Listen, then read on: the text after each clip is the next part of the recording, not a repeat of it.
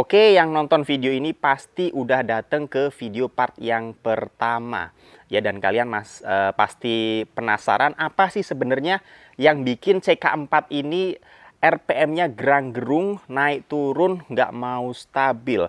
Dan di video ini saya akan kupas lagi apa sih yang jadi penyebabnya.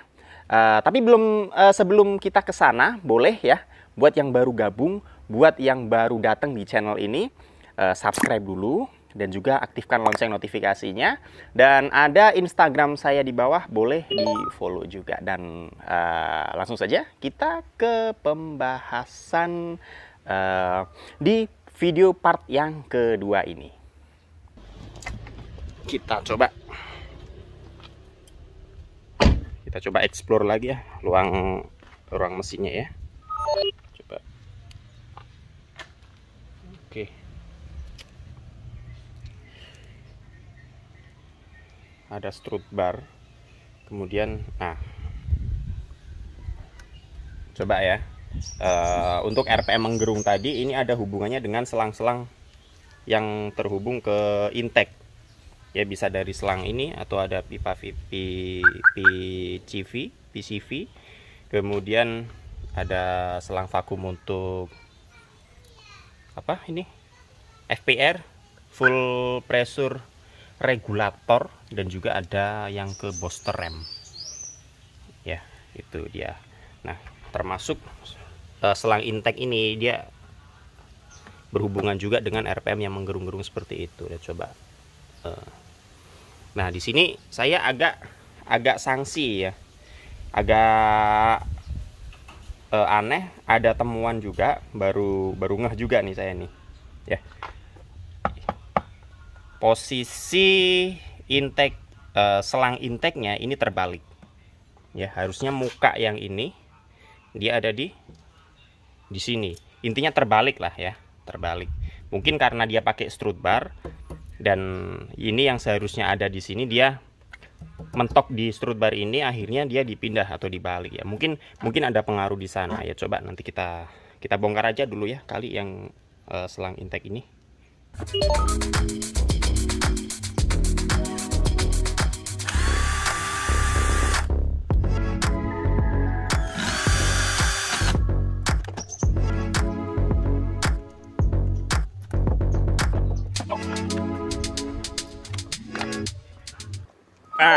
Kita cek untuk selang intake-nya ini ada anomali yang nah, ini dia, ini anomalinya ya, pecah ternyata. Jadi sebentar, saya taruh dulu tripodnya. Nah, ke bawahin dikit. Oke, biar enak jelasinya nih. Jadi ini sobek ya, kita klem, dia cuma jepit di sini. Nah, sedangkan dia menganga, akhirnya ada udara-udara yang bocor ya dari sini, yang dia kesedot dari celah-celah ini, yang mana saya yakin ini jadi penyebab kenapa RPM-nya bisa gerung-gerung mengayun seperti itu ya, karena harusnya semua udara yang masuk ke intake dia harus melalui airflow sensor dulu, dan airflow sensornya dia nanti akan mengirimkan data-datanya bahwa ada sekian udara yang masuk ya. Nah, kalau kecolongan seperti ini berarti kan artinya ada udara yang masuk tanpa melalui bacaan airflow sensor, makanya jadinya RPM-nya kacau. Ini mau coba saya akalin ya, mudah-mudahan masih bisa untuk sementara. Ya, mau saya coba lem, pakai lem Korea. Ini mereknya Dixstone ya, saya pakai.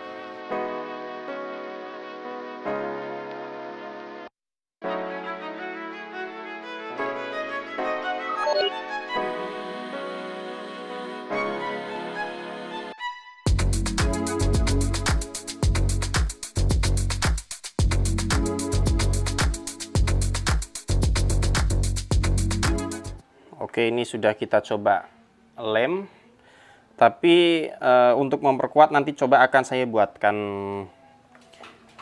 selongsong baru ya untuk menutup, mungkin dari karet ban bekas mungkin ya. Nih, sebentar nih. Nah, ini dia. Ini ya, udah saya gabungin nih. Jadi satu begini.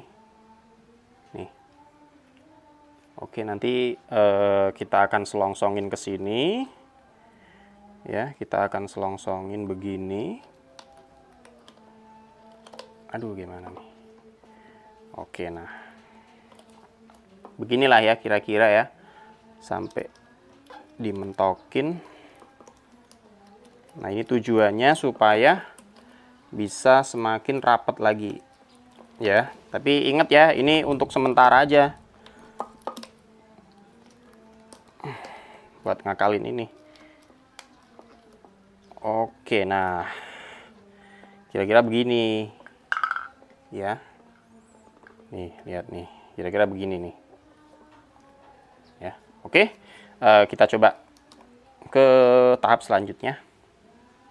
Oke, saya tunjukkan ya antara diameter lubang sisi yang satu ini dengan yang satu ini ukurannya berbeda. Ya. Ini. Tadi kan kebalik seperti ini, ya. Tadi kebalik seperti ini. Oke. Kita lihat. Kalau sesuai dengan posisinya, dia bisa masuk dengan mudah. Nih, lihat nih ya. Nih. Nih. Ini sudah masuk dengan sangat mudah. Seperti ini. Ya. Kemudian satunya pun sama. Ini bisa masuk dengan cukup mudah. Oke. Ini bila mana sesuai dengan tempatnya. Karena diameter throttle body dan moncong dari airflow sensor ini dia berbeda ukurannya. Ya, makanya ketika karet yang sudah berumur ini dengan diameter yang kecil, kemudian kita paksa masuk ke moncong yang besar, ya, selain susah juga beresiko robek seperti ini. Ya, ini dia. Oke, sekarang lebih jelas ya. Oke, sekarang kita pasang sesuai dengan posisinya. Bismillahirrahmanirrahim. Nah.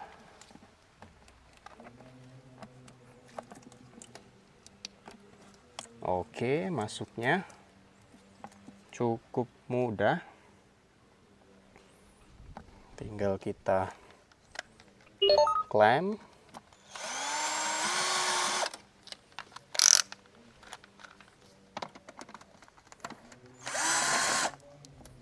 Oke.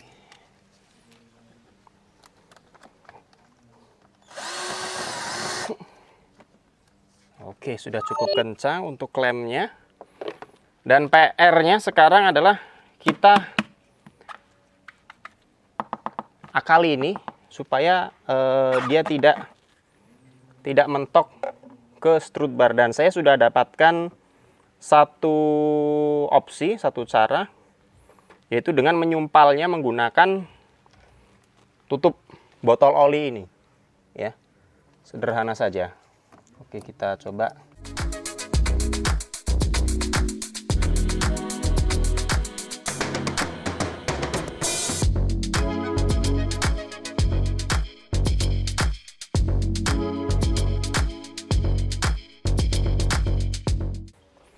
Kita coba kencangkan.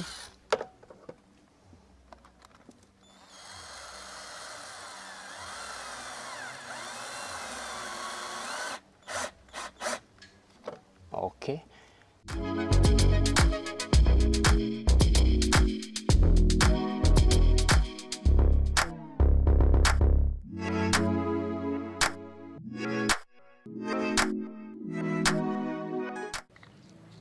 Oke, nah ini hasil akhir.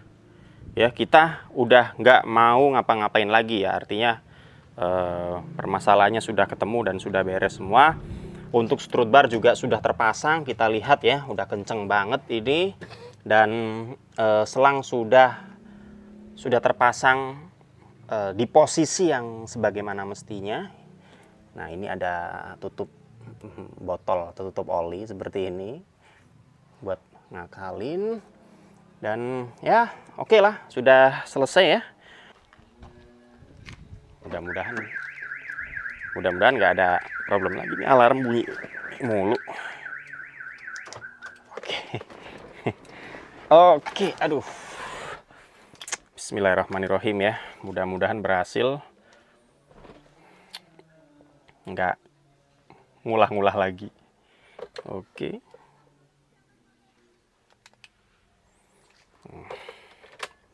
Kontak on.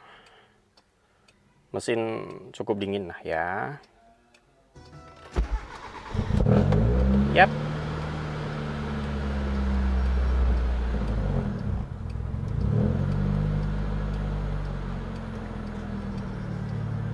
Oke.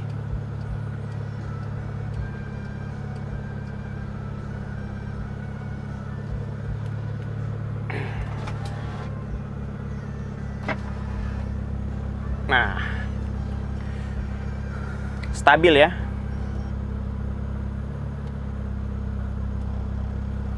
Alhamdulillah ya, RPM-nya udah nggak goncang-ganjing lagi nih. Lega ya, beneran lega. Artinya tadi kan untuk intake yang robek sudah kita coba buat benerin. Kita coba akalin pakai lem dan ditambahin lagi tadi lapisan ya buat mengantisipasi supaya robekannya itu bisa agak ketahan gitu ya. Dan alhamdulillah walaupun ini sifatnya sementara, artinya bisa disyukuri penyakitnya sembuh, nggak gerung-gerung lagi. Padahal kadang kita susah ya cari ini itu segala macem. Kayak tadi kan kita sempet buka-buka busi segala macem, terus setting variabel resistor ya, ada hikmahnya juga sih ya. Tadi kita bongkar busi, akhirnya ketahuan kalau konsumsi atau percampuran bahan bakar dan udaranya nggak pas ya, terlalu boros. Ada hikmahnya di situ, kita jadi tahu ya. Setelah itu kita sudah atur untuk buat variabel resistor. Insya Allah kita dapatkan percampuran udara dan bahan bakar yang lebih baik dari sebelumnya. Nah, tinggal ini untuk selangnya juga sementara bisa dipakai ya. Kadang itu tadi yang saya bilang ya, udah cari-cari ke A, B, C, cek A, B, C, ternyata permasalahannya sangat sepele ya. Cuma karena karetnya robek, karet intake, dan permasalahan sepele itu memang nyatanya memang bisa mempengaruhi RPM ya. Jadi mungkin dari video ini bisa jadi apa ya, bisa jadi acuan mungkin ya buat kalian yang barangkali sedang mengalami RPM-nya kasusnya sama seperti ini ya. Jadi coba cek dulu selangnya sebelum kita cek, kan dari yang paling mudah ya. Kita cek selangnya bener nggak ada yang sobek atau ada udara bocor dari mana. Nah itu coba dulu gitu. Dan jangan lupa juga yang baru datang subscribe ya, bantu channel ini biar semakin berkembang lagi ya, biar saya juga semakin semangat nih buat bikin konten-konten seperti ini ya. Terus ada Instagram saya di bawah, silahkan di follow ya, dipantengin tuh postingan-postingan saya di Instagram juga. Oke. Dan makasih buat teman-teman semua kalian yang udah ngikutin vlog ini sampai di detik ini. Mudah-mudahan ini bisa bawa manfaat ya buat kalian yang mungkin mengalami hal yang sama. Mudah-mudahan ya. Mungkin ini aja sih yang bakalan yang bisa saya sampaikan ke kalian semua. Dan untuk terakhir kalinya dalam video ini saya katakan bahwa saya bukan bengkel. Sekali lagi ya, saya bukan bengkel, saya bukan mekanik, saya hanya sekedar hobi saja, hobi saja ya. Jadi harap dimaklumi kalau ada mungkin cara-cara saya yang keliru, kemudian ada tools, alat-alat saya yang aneh-aneh, yang jadul-jadul, yang jelek-jelek, yang manual banget, tradisional banget ya, dimaklumi. Mudah-mudahan ke depan saya bisa memperbaiki lagi untuk kualitas konten-kontennya, terus bisa juga pakai tools yang lebih modern, yang lebih cakep-cakep lagi, supaya bisa mempermudah kegiatan saya untuk mengutak-atik mesin ya. Syukur-syukur sih ada brand yang mau support ya, mudah-mudahan. Oke, dan gitu aja. Kita insya Allah bakal ketemu lagi di video berikutnya. Thank you banget, jangan lupa share video ini ke teman-teman kalian, dan bye-bye.